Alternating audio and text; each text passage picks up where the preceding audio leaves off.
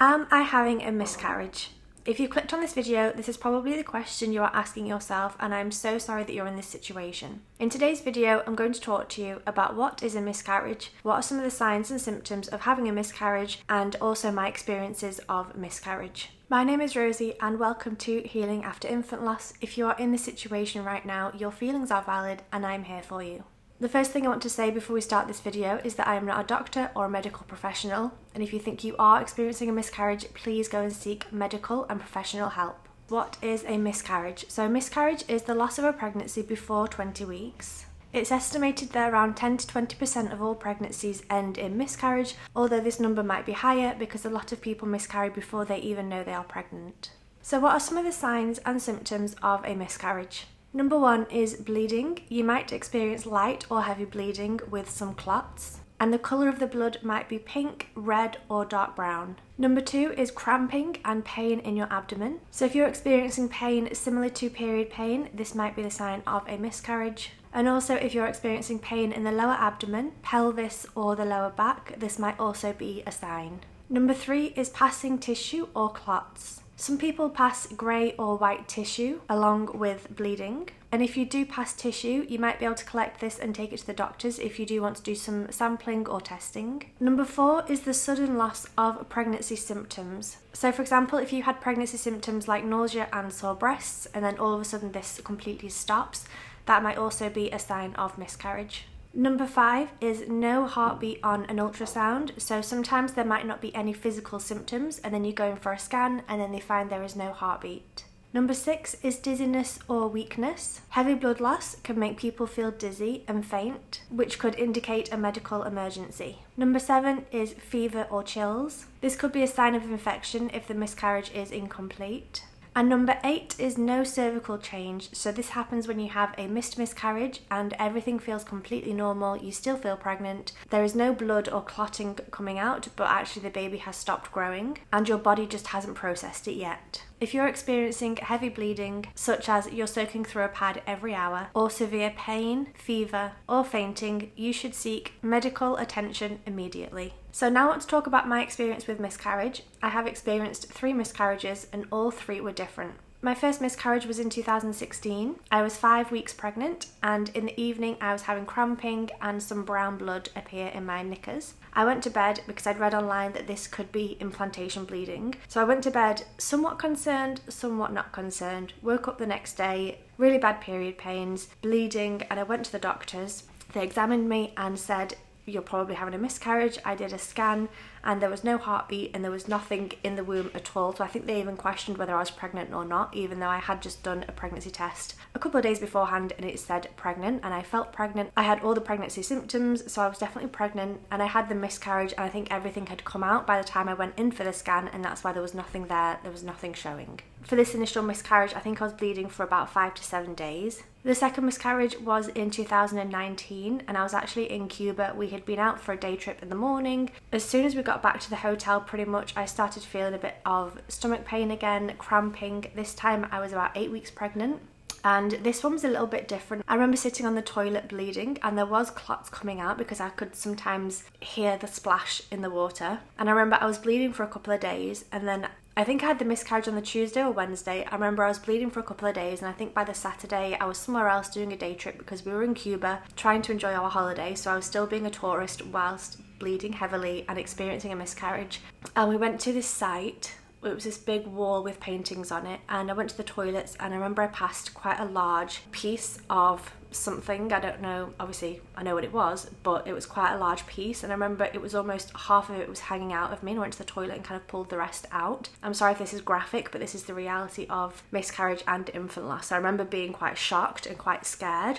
I did also photograph it just for sort of, I don't even know why, but just felt like I was actually touching it and holding it and photographed it. So that was at 8 weeks, so definitely I felt something big coming out. It felt way more substantial than the first one. The first one was like a heavy period. There was no real clotting, no real tissue or things coming out of me. The miscarriage at 8 weeks, I definitely felt things plopping into the toilet the first day when it happened, and then about 4 or 5 days later I had this big piece come out, and obviously I was bleeding for a longer time as well. For this miscarriage in Cuba, I think I was bleeding for about a week or 10 days. I think it was longer and heavier than the first miscarriage. The third miscarriage happened in 2020 in April during the height of the pandemic. Lots of scary things were happening all around the world and everybody was scared to go outside and to touch things. So I remember I went to the first doctor's appointment on my own and they did the scan. I was 9 weeks pregnant and the baby was measuring 6 weeks with a very faint heartbeat. So I remember I was really confused. I went home and I'd sort of, we'd been tracking when we were having sex, we'd been tracking ovulation, we'd been tracking all these things. So there was no way I could be 6 weeks pregnant, and it took me a little while to realise,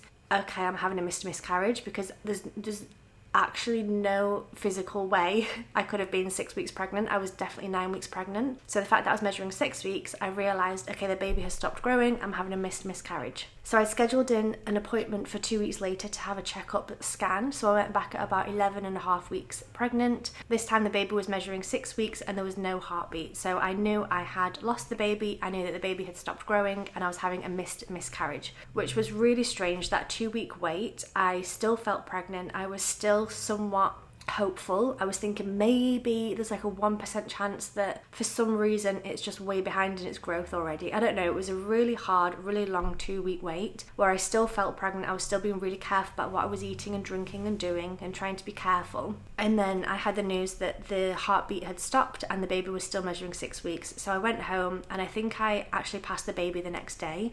This was a very different experience to the first two because there was a lot that was passing. So my body was physically, I think 11 and a half, almost 12 weeks pregnant. So therefore there was a lot of tissue in there to come out. Even though the baby had stopped growing at 6 weeks, everything else had continued to grow. So I remember the next day I went out for a walk and I started getting cramping on the walk. So I went back home and got myself organised, and I passed quite a lot of chunks, and this might be graphic, but the only way I can describe it is almost like a burger. Like it was a real big chunk of meat that just fell into my pad, and I remember I was so shocked. I had no idea that this much stuff would come out of me.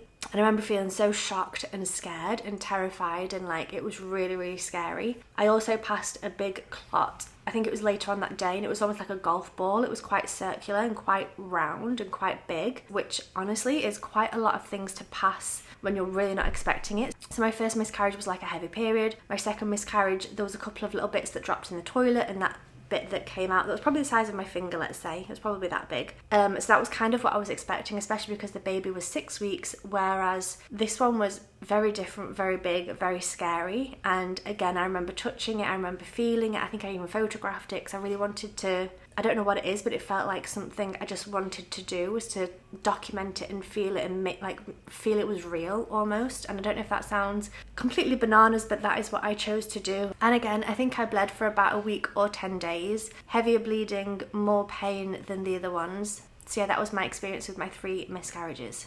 And I don't want to tell you this to scare you, but it's more just so to prepare people for what might happen, because I had no idea that I could have 3 miscarriages and every single one would be completely different. So these are just my experiences, and I'm sure other people have the different experiences as well with miscarriage. So the more we can talk about it, the more we can inform people, the less scary and overwhelming and shocking it might be if you have some sort of idea of what to expect.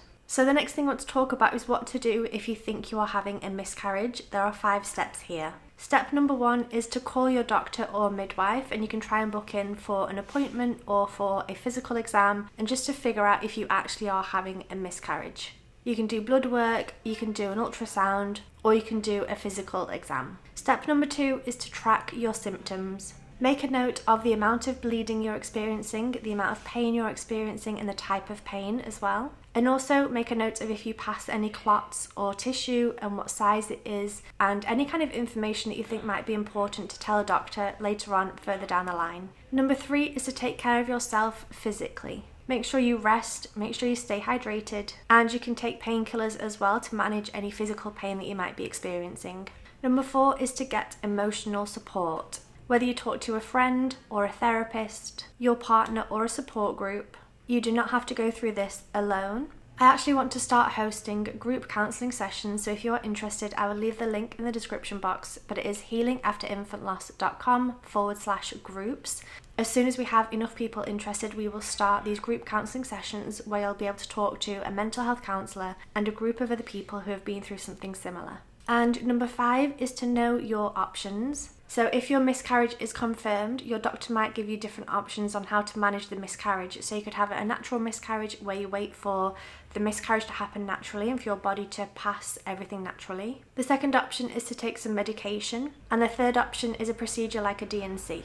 Please also remember that if you are experiencing a miscarriage, you did nothing to cause this. It is not your fault, and miscarriages just happen. I know that doesn't take away the pain, but please don't feel guilty for this. Please don't blame yourself. It's nothing that you did.